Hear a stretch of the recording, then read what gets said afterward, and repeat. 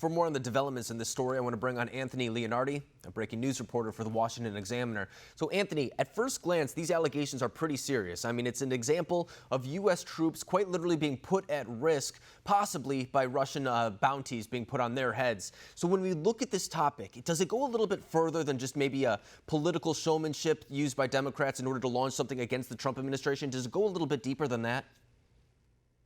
Well, frankly, it does show the actual incoherence of the report itself. So it does show that there is, in fact, not an agreement or consensus, as Kayleigh McEnany said, on this very important issue about Russia actually having bounties for U.S. servicemen.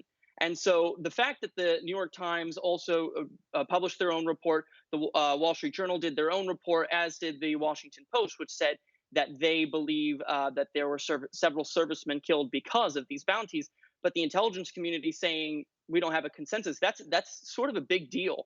And it actually shows the interaction a bit between media and the bureaucratic state that surrounds the president, and that some of these things actually need to be more properly vetted before they're just displayed to the public in the way that they are.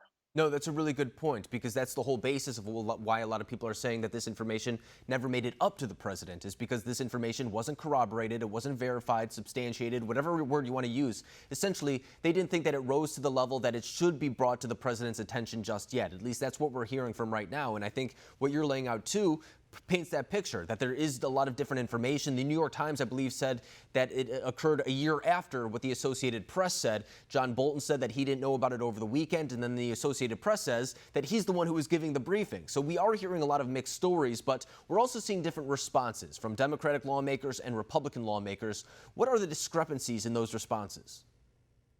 Well, so far today, you saw congressional Democrats actually be briefed about the subject by White House officials, and they came out to say that this is exactly what the message has been.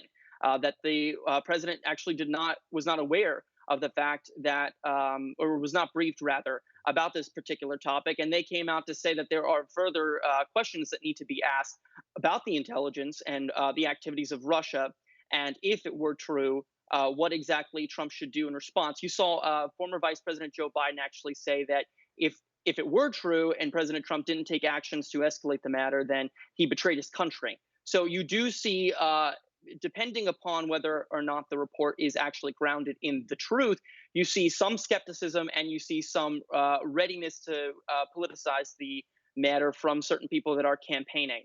But Republicans are pretty much in sync with what the president has said. They are saying that the matter needs to also be investigated further, and that they believe the president wasn't necessarily briefed because the intelligence community doesn't have this consensus.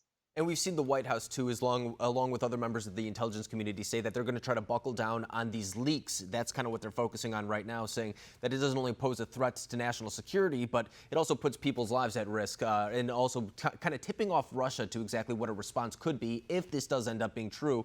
And something tells me, too, we're going to see some leaks coming out of that briefing with the White House and House Democrats as well.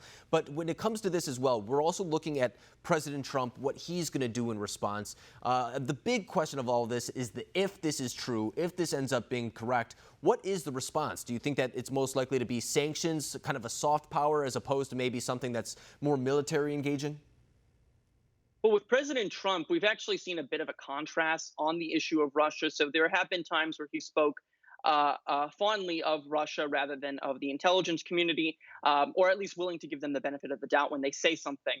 But there, in terms of policy, has been times where the Trump administration has not weighed in favor with what Russia's interests are. You see this time and time again earlier on in the administration with Syria, when there was the chemical attacks happening, and there was the concern that such a provocation by launching missiles would anger the Russians. But we did it nonetheless. So there is actual evidence to say that President Trump could escalate such a conflict should the matter actually be true. But there is evidence to the contrary to say, based on his personal interactions with President Vladimir Putin, that he might go easy, so to speak, and that would be consistent with the narrative of the Democrats. But there is evidence to say on policy that he could escalate if such a thing were true.